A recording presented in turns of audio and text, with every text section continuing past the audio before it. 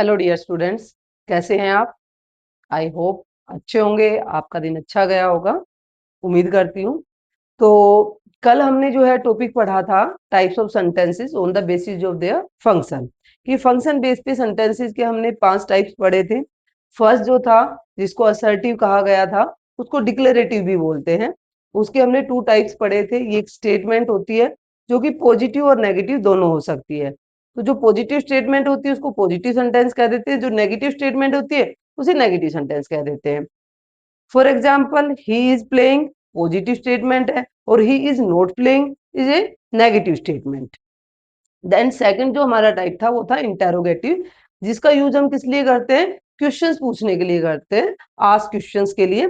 तो उसमें 2 टाइप्स के होते हैं, एक होता है यस नो टाइप और एक होता है W S type. Yes no type जो है वो हेल्पिंग वर्ब से स्टार्ट होते हैं और डब्ल्यू एस टाइप में जो होता है वो डब्ल्यू एच वर्ड से स्टार्ट होता है। यस नो टाइप के लिए आपको यस और नो जो होता है वो इनफ होता है, और डब्ल्यू एस टाइप के लिए आपको एटलीस्ट एक वर्ड की जरूरत पड़ती है। For example, do you study? अगर आप पढ़ते हो तो यू विल से यस, और अगर नहीं तो नो, दैट्स इनफ। बट मैं आपसे पूछूं व्हाट डू यू स्टडी, तो दैट टाइम पे you need to give an answer with a word, means I am studying English, mathematics, जो भी आप कर रहे हो उसके बारे में बताओगे। Then third one is the imperative sentence, और इंपेरेटिव सेंटेंसेस जो होते हैं उनका यूज हम किस लिए करते हैं? To give command, order, make request के लिए किया जाता है। और फॉर एग्जाम्पल के लिए मैंने कहा हेल्प मी, तो हियर प्लीज वर्ड यूज नहीं किया है गया है, बट फिर भी हम किसी को ये नहीं कहेंगे कि ऑर्डर नहीं देंगे कि हेल्प मी, हम उससे रिक्वेस्ट ही करेंगे। तो वो हमारी टोन बता देती है कि हम उसके अंदर रिक्वेस्ट कर रहे हैं। मैंने कहा ओपन द डोर, अगर मैं मेरे यंगर वन से कह रही हूँ तो हो सकता है कि इट्स एन ऑर्डर, बट अगर मैं अपने एल्डर वन से कह रही हूँ तो that means it is a request, और इसमें प्लीज भी लगा दिया जाता है। These sentences mostly start with please and verbs. Then next one is the exclamatory sentences, and that are used for showing sudden expressions को show करने के लिए यूज किया जाता है। और इसमें आप डिफरेंट इंटरजेक्शंस का यूज करते हो, like how, what, hurrah, alas, oh, ouch, like that जो वर्ड्स होते हैं उनका यूज किया जाता है। और जब भी आप किसी चीज को देखते हो तो सडन फीलिंग्स आती हैं। Then last one was the optative, and optative का यूज किया जाता है ब्लेसिंग्स वगैरह देने के लिए। तो ये जस्ट एक थोड़ा सा रिकैप था आपका जो आपने लास्ट क्लास में पढ़ा था। आई होप समझ में आ गया होगा उस टाइम आपको। तो आज हमारा जो टॉपिक है type of sentences on the basis of their structure, कि स्ट्रक्चर बेस्ड जो सेंटेंसेस होते हैं वो कितने टाइप्स के होते हैं।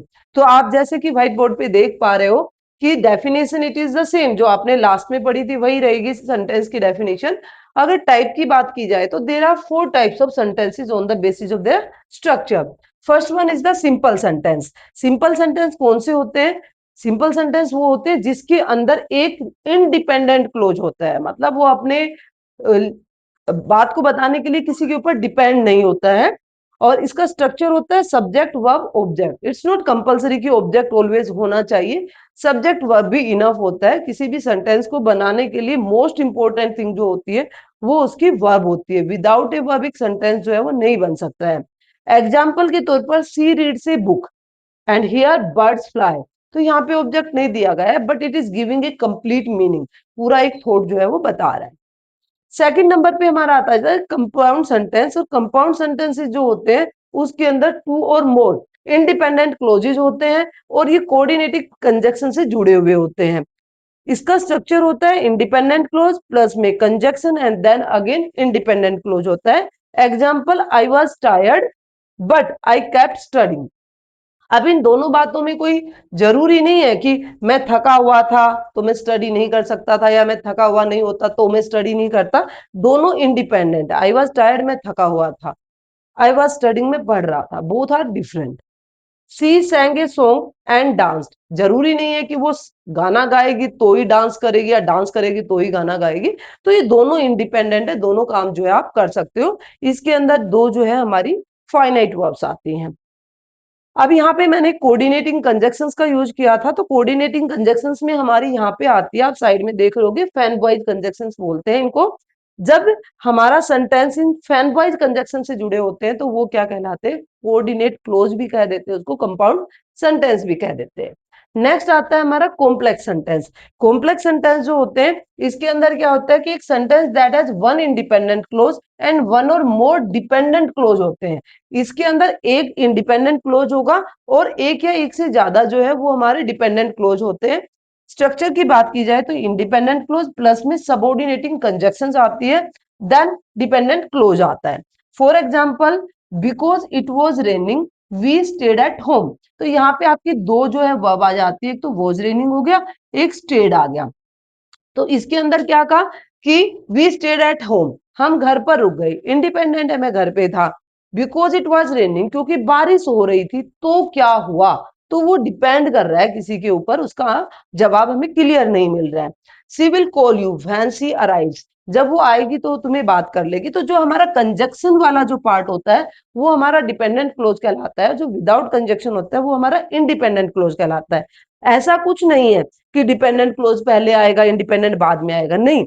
In the above sentence independent clause पहले आया, बट वो स्टार्ट कहां से हुआ, कंजक्शन से।